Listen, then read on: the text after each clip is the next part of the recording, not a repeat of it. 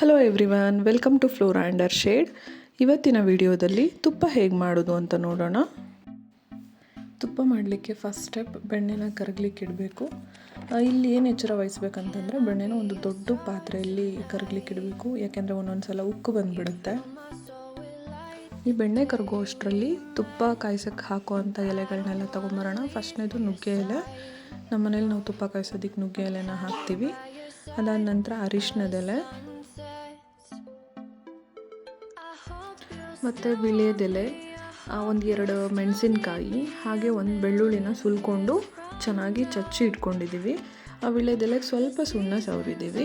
ಕೆಲವೊಂದು ಸಲ ಬೆಣ್ಣೆ ಕರಗಿಸುವಾಗ ತುಂಬ ಉಕ್ಕು ಬರುತ್ತೆ, ಆವಾಗ ಅದನ್ನು ಸೋಸ್ಕೊಂಡ್ರೆ ಇನ್ ಕೇಸ್ ಕೂದಲು ಏನಾದರೂ ಇದ್ದರೆ ಅದನ್ನು ತೆಗೆದ್ರೆ ನೆಕ್ಸ್ಟು ಅಷ್ಟೊಂದು ಉಕ್ಕು ಬರೋದಿಲ್ಲ. ಸೊ ಈ ಸ್ಟೆಪ್ಪು ಬೇಕಿದ್ದರೆ ಫಾಲೋ ಮಾಡ್ಬೋದು, ಇಲ್ಲಾಂದರೆ ಸ್ಕಿಪ್ ಕೂಡ ಮಾಡಬಹುದು. ಸೋಸ್ಕೊಂಡ್ಮೇಲೆ ಕರಗಿರೋ ಬೆಣ್ಣೆನ ಮತ್ತೆ ಕುದಿಲಿಕ್ಕೆ ಇಡಬೇಕು. ಮೊದಲಿಗೆ ನಾನು ಸ್ವಲ್ಪ ಉಪ್ಪನ್ನ ಆ್ಯಡ್ ಮಾಡ್ತಾ ಇದ್ದೀನಿ. ಕೆಲವರು ಉಪ್ಪನ್ನ ಯೂಸ್ ಮಾಡೋದಿಲ್ಲ, ಬಟ್ ಉಪ್ಪು ಹಾಕೋದ್ರಿಂದ ಏನು ಯೂಸು ಅಂತಂದರೆ it helps milk solids to settle down and also it helps shelf life. ನಾವು ತುಪ್ಪನ ಎಷ್ಟು ದಿನ ಬೇಕಿದ್ರೂ ಇಡ್ಬೋದು. ನಾವು ಒಂದು ಆಲ್ಮೋಸ್ಟ್ 6 ತಿಂಗಳವರೆಗೂ ಕೂಡ ತುಪ್ಪ ಕೆಡದಿರೋ ಥರ ಇಟ್ಕೋಬಹುದು. ತುಪ್ಪ ಕಾಯಿಸೋದಕ್ಕಿಂತ ಮುಂಚೆ ತುಪ್ಪದ ಪುಡಿನ ರೆಡಿ ಮಾಡ್ಕೋಬೇಕಾಗತ್ತೆ. ತುಪ್ಪದ ಪುಡಿಗೆ ಅರಶಿನ ಕೊನೆ, ಮೆಂತೆ, ಏಲಕ್ಕಿ ಹಾಗೂ ಲವಂಗನ ಹಾಕ್ತಾರೆ. ಮೊದಲಿಗೆ ಅರಿಶಿನದ ಕೊನೆನ ಚೆನ್ನಾಗಿ ಹುರ್ಕೊಳ್ಳಿ, ಮೆಂತೆನೂ ಹುರ್ಕೊಳ್ಳಿ, ಏಲಕ್ಕಿ ಮತ್ತು ಲವಂಗನ ಸ್ವಲ್ಪ ಬೆಚ್ಚಗೆ ಮಾಡ್ಕೊಳ್ಳಿ. ಇವೆಲ್ಲ ಆರಿದ ಮೇಲೆ ಅರಶಿನ ಕೊನೆನ ಸ್ವಲ್ಪ ಚಚ್ಕೊಂಡು ನೆಕ್ಸ್ಟ್ ಈ 4 ಇಂಗ್ರೀಡಿಯೆಂಟ್ನೂ ಹಾಕ್ಕೊಂಡು ಗ್ರೈಂಡ್ ಮಾಡಿಕೊಂಡ್ರೆ ತುಪ್ಪದ ಪುಡಿ ರೆಡಿ ಆಗುತ್ತೆ. ಬೆಣ್ಣೆಯಿಂದ ತುಪ್ಪ ಕಾಯಿಸುವಾಗ ನೀವು ಗಮನಿಸಬಹುದು, ಮೊದಲು ತುಂಬ ಬಿಳಿ ನೊರೆ ಬರ್ತಾ ಇರುತ್ತೆ. ಇದು ಕಾಯ್ತಾ ಕಾಯ್ತಾ ಜಾಸ್ತಿ ಲಿಕ್ವಿಫೈ ಆಗ್ತಾ ಹೋಗುತ್ತೆ ಮತ್ತು ಈ ಬಿಳಿ ನೊರೆ ಕಡಿಮೆ ಆಗ್ತಾ ಹೋಗುತ್ತೆ. ಸೊ ಇಷ್ಟಕ್ಕಾದಮೇಲೆ ನಾವು ಒಂದೊಂದೇ ಇಂಗ್ರೀಡಿಯೆಂಟ್ಸ್ನ ಆ್ಯಡ್ ಮಾಡ್ತಾ ಹೋಗ್ಬೋದು. ಮೊದಲಿಗೆ ಬೆಳ್ಳುಳ್ಳಿನ ಆ್ಯಡ್ ಮಾಡಬೇಕು. ಬೆಳ್ಳುಳ್ಳಿಯಿಂದ ತುಂಬ ಹೆಲ್ತ್ ಬೆನಿಫಿಟ್ಸ್ ನಮಗೆ ಸಿಗುತ್ತೆ.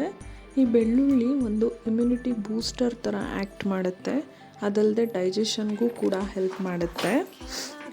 ಒಂದ್ಸಲ ನೀವು ಬೆಳ್ಳುಳ್ಳಿ ಹಾಕಿದ್ರೆ ಇಮಿಡಿಯೇಟಾಗಿ ಒಂದು ಗುಡ್ ಅರೋಮಾನ ಫೀಲ್ ಮಾಡಬಹುದು. ಬೆಳ್ಳುಳ್ಳಿ ತೀರಾ ಕಪ್ಪಗಾಗೋವರೆಗೂ ಕಾಯಿಸಬಾರ್ದು. ಒಂದು ಗೋಲ್ಡನ್ ಬ್ರೌನ್ ಬಣ್ಣಕ್ಕೆ ತಿರುಗಿದ ತಕ್ಷಣ ನಾವು ನೆಕ್ಸ್ಟ್ ಇಂಗ್ರೀಡಿಯೆಂಟ್ನ ಆ್ಯಡ್ ಮಾಡಬೇಕು. Next ingredient red chilli. Red ಚಿಲ್ಲಿನ ಹಾಕೋದ್ರಿಂದ ಇದು ತುಪ್ಪಕ್ಕೆ ಒಂದು ಸ್ಲೈಟ್ ಸ್ಮೋಕಿನೆಸ್ ಕೊಡುತ್ತೆ and it prevents quick spoilage. So ನಾವು ತುಪ್ಪನ ತುಂಬ ದಿನಗಳ ಕಾಲ ನ್ಯಾಚುರಲ್ ಆಗೇ ಪ್ರಿಸರ್ವ್ ಮಾಡಬಹುದು. ಸೊ ನೆಕ್ಸ್ಟು ವಿಳ್ಯದೆಲೆನ ಆ್ಯಡ್ ಮಾಡಬೇಕು. ವಿಳ್ಯದೆಲೆಯಲ್ಲಿ ಆ್ಯಂಟಿ ಬ್ಯಾಕ್ಟೀರಿಯಲ್ ಪ್ರಾಪರ್ಟೀಸ್ ಜಾಸ್ತಿ ಇರುತ್ತೆ. ಸೊ ಇದು ಕೂಡ ತುಪ್ಪನ ತುಂಬ ದಿನಗಳ ಕಾಲ ಇಡೋದಕ್ಕೆ ಹೆಲ್ಪ್ ಮಾಡುತ್ತೆ and also it gives a refreshing flavour. ಅರಿಶಿಣದೆಲೆ ಒಂದು ಅರ್ಧಿ ಫ್ಲೇವರ್ನ ಕೊಡುತ್ತೆ. ನೆಕ್ಸ್ಟ್ ಕಮ್ಸ್ ನುಗ್ಗೆ ಸೊಪ್ಪು. ನುಗ್ಗೆ ಸೊಪ್ಪು ಹಾಕೋದ್ರಿಂದ ಇದು ಐರನ್, ಕ್ಯಾಲ್ಸಿಯಂ, ಎಷ್ಟೊಂದು ನ್ಯೂಟ್ರಿಯೆಂಟ್ಸ್ನ ಆ್ಯಡ್ ಮಾಡುತ್ತೆ. ಎಸ್ಪೆಷಲಿ ಬಾಣಂತಿಯರಿಗೆ ತುಪ್ಪ ಕಾಯಿಸ್ಬೇಕಾದ್ರೆ ನುಗ್ಗೆ ಎಲೆನ ಯೂಸ್ ಮಾಡಿದ್ರೆ ಸಖತ್ ಹೆಲ್ತ್ ಬೆನಿಫಿಟ್ಸ್ ಸಿಗುತ್ತೆ. ಈ ಎಲ್ಲ ಎಲೆಗಳನ್ನ ಹಾಕಿದ ನಂತರ ತುಪ್ಪದ ಪೌಡ್ರನ್ನ ಹಾಕಬೇಕು. ಈ ತುಪ್ಪದ ಪುಡಿಯಲ್ಲಿರುವಂತಹ ಅರಿಶಿಣದಲ್ಲಿ ಆ್ಯಂಟಿ ಇನ್ಫ್ಲಮೇಟ್ರಿ ಪ್ರಾಪರ್ಟೀಸ್ ಇದೆ. ಮೆಂತೆ ಡೈಜೆಷನ್ಗೆ ಹೆಲ್ಪ್ ಮಾಡುತ್ತೆ, ಅದಲ್ಲದೆ ಹಾರ್ಮೋನ್ ಬ್ಯಾಲೆನ್ಸ್ ಮಾಡಲಿಕ್ಕೆ ಕೂಡ ಹೆಲ್ಪ್ ಮಾಡುತ್ತೆ.